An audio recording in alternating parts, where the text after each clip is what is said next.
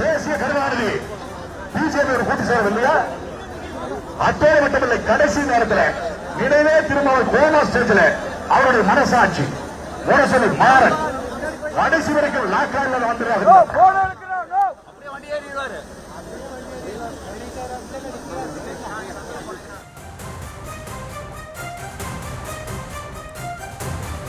அண்மை செய்தியை பார்த்து வருகிறோம். செங்கோட்டையனின் கோபிச்செட்டிப்பாளைய தொகுதியில் இபிஎஸ்ஸிற்கு உற்சாக வரவேற்பு அளிக்கப்பட்டு வருகிறது. இது குறித்த விவரங்களோடு இணைகிறார் நமது செய்தியாளர் தங்கமணி. தங்கமணி, விவரங்களை வழங்கலாம். வணக்கம்.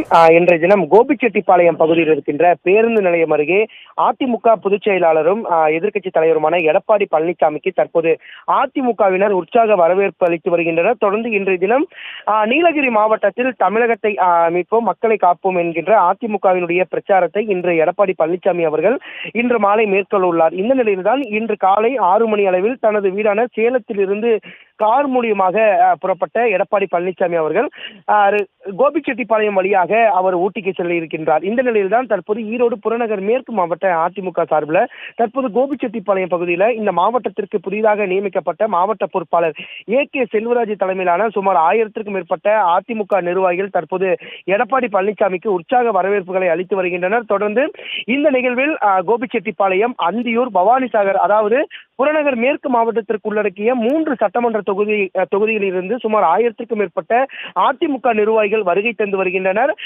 குறிப்பாக இந்த உற்சாக வரவேற்பில் அதிமுகவில் இருந்து நீக்கப்பட்ட முன்னாள் அமைச்சர் செங்கோட்டையன் தற்போது வரை கலந்து கொள்ளவில்லை. இவரை நீக்கியதற்கு பிறகு முதலாக EPS கோபிச்செட்டிப்பாளையம் பகுதிக்கு வருவது இதுவே முதல் முறையாக இருக்கிறது.